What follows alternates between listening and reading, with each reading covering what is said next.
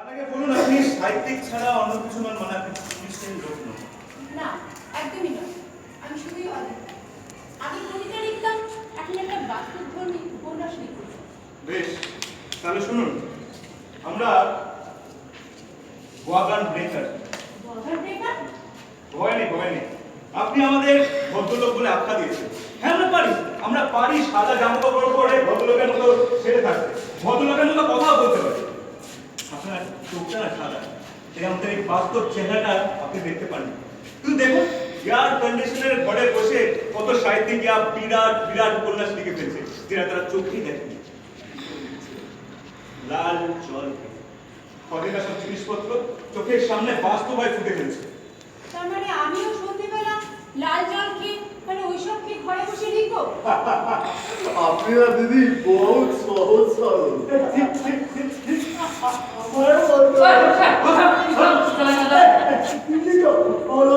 কষ্ট করে আপনি লিখবেন আমাদের নিয়ে, ঠিক আছে? আমরা বলবো আমাদের জীবন কাহিনী। নিশ্চয়ই লিখবো, যতটা আমার সাধ্য। দিদি ওই বেড়া দেখেছি কাঁদাবেন তো আবার সালা কথা বলছে।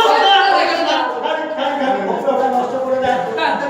জানেন, এই চার বন্ধু এখানে বসে মদ খাই, তাস খেলি, আর আমার এই ডায়েরির পাতায় আমরা জীবন কাহিনী আমরা লিখে রাখি।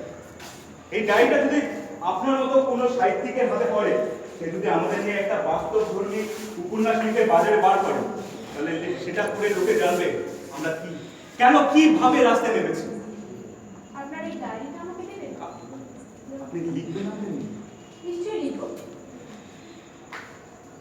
ওদের কথা এখানে বেশি লেখা নেই, যা লেখা আছে আমার কথা। ওদের সাথে বন্ধুত্ব হওয়ার পর খুব কমই লেখা আছে। আপনি রোজ এখানে আসুন, আপনি লেখা শুরু করুন, আমরা বলবো আমাদের জীবন কথা। সম্পদ যোগী, friends, romance, countrymen, please lend me your ears. আপনি এই লাইনটা জানেন? বিয়েতে জুলিয়াস সিজার আমার পাশে আপনি বিয়ে পান? অবাক হচ্ছেন নাকি? আমার মতো বিয়ে এমএ পাস করা ছিল না, রাস্তা খ্যাতা করে ঘুরে বেড়াচ্ছে।